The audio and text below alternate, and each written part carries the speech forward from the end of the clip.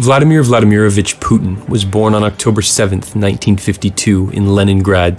Vladimir Putin magaciisa oo buuxo Vladimirovich Putin waa hogaamiyihii ugu xukunka dheeraa waqtigan. waxa uu dhashay October 7, 1952 magaalada Leningrad ee Soviet Union ayuuna ku dhashay ee markii dambe loo bixiyay Petersburg. aabihii waxaa la oran jiray Alson Kerekt, hooyadii Maria waxaana aad u jeclaa ciyaaraha fudud sida karateyga gaar ahaan ciyaarta bokiska. shaqooyinka uu dalkaasi u soo qabtay ayaa waxaa ka mid ah waxa uu ahaa sarkaal sirdoon kana soo shaqeeyay dalka gudihiisa iyo dibaddiisa. waxaana mar dambe faraha la galay arrimaha siyaasadda, waana siyaasi soo noqday madaxweyne iyo ra'iisul wasaare sanadihii 1999 iyo 2008. xirfadda hore ee Putin waxa uu sharciga ka bartay jaamacadda gobolka Leningrad, halkaasi oo macalinkiisu ahaa Antonio Sobchak. Putin waxa uu 15 sano ilaa 16 sano uu ahaa sarkaal sirdoon ajnabi ah KGB gudaha amniga qaranka oo uu ku jiray 6 sano uu ku sugnaa Jarmalka bari. sanadkii 1999 ayuu shaqada KGB ee firfircoonaad ka fadhiistay isagoo darajadiisu ahayd sareeyo guto. waxaana dib ugu soo laabtay Ruushka waxaana yeeshay qoys isagoo guursaday Ludmila. kadib waxa uu noqday hormuudka jaamacadda gobolka Leningrad isagoo mas'uul ka ahaa xiriirka dibadda ee macadkaasi. wax yar kadib Putin ayaa waxa uu noqday la taliyaha Sobchak oo uu ahaa duqii ugu horeeyay ee si dimuqraadi ah loo doortay ee dalka Ruushka magaalada Petersburg.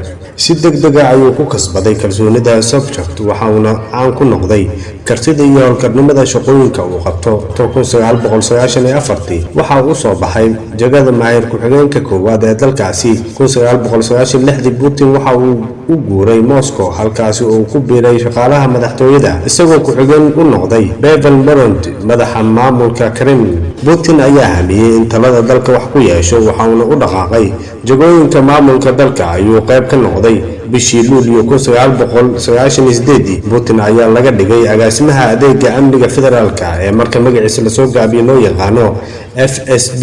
wax yar kadib waxa uu noqday xogayaha golaha ammaanka ee saameynta leh. sanad kadib waxa uu dalacay xilka labaad ee dalka isagoo madaxweynaha Ruushka ee waqtigaasi Mr. Yeltsin oo u magacaabay ra'iisul wasaaraha dalka. Putin ayaa sanadkii markuu ahaa 1999 xilkaasi loo magacaabay, inkastoo isagoo aan la garanaynin qiimaha ogolaanshaha dadweynaha ee Putin ayaa sare u kacday si shacabka dalkaasi u kasbado markii uu bilaabay howlgalka military oo si wanaagsan loo agaasimo oo ka dhanka ahaa fallaagada gooni-goosadka ee Chechnya. iyagoo ku daalay sanooyin badan habdhaqanka jabhadnimada ee kooxdaasi oo aad u curyaamiyay tallaabooyinka horumarineed iyo aayaha dalkaasi. dadweynaha waxay aad u karaahsadeen shaqooyinka madaxweynaha Ruushka waxayna aad ugu riyaaqeen qabowga Putin iyo go'aan qaadashada cadaadiska leh. kadib dalka oo dhan waxaa ku baahay soona ifbaxay taageerada Putin ee shacabka dalkaasi ay u hayaan, kuwaasi oo aad ugu riyaaqay go'aanada iyo tallaabooyinka Putin.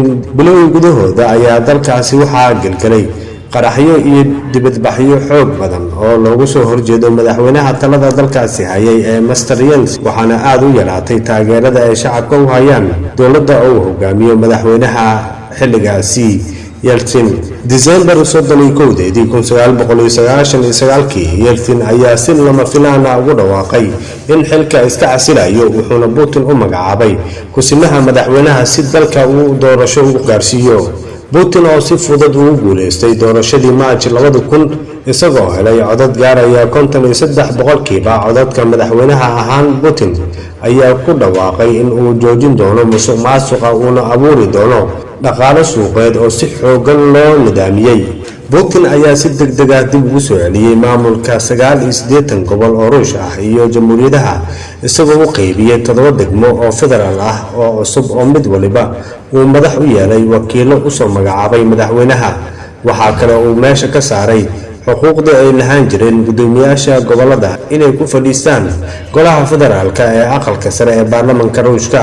Putin waxa uu dhaqaaqay in uu dhimo awoodda maalqabeennada aan caanka ahayn ee Ruushka iyo maalqabeennada warbaahinta isagoo xiray dhowr xarumood oo warbaahineed isla markaana bilaabay dacwado ka dhan ah dad badan oo hormuud ka ahaa. xaalad adag ayuu kala kulmay Chechnya gaar ahaan fallaagada oo qaaday weeraro argagixiso Moscow iyo weeraro jabhadeed oo lagu qaaday ciidamada Ruushka ee ka yimid buuraha gobolka. Putin si fudud ayaa dib loogu doortay Maarch 2004 doorashadii baarlamaanka ee December 2007. xisbiga Putin United Russia ayaa ku guuleystay aqlabiyadda kuraasta inkastoo cadaaladda doorashadaasi ay su'aal ka keeneen goobjoogayaasha caalamiga ah ee xisbiga shuuciga ee Ruushka. si kastaba ha ahaatee natiijadu waxa ay xaqiijisay awoodda Putin. qodobo dastuuri ah oo Putin ku qasbaya in uu xilka ka dego 2008 ayuu doortay Dmitry Medvedev oo ahaa ku-xigeenkii Putin.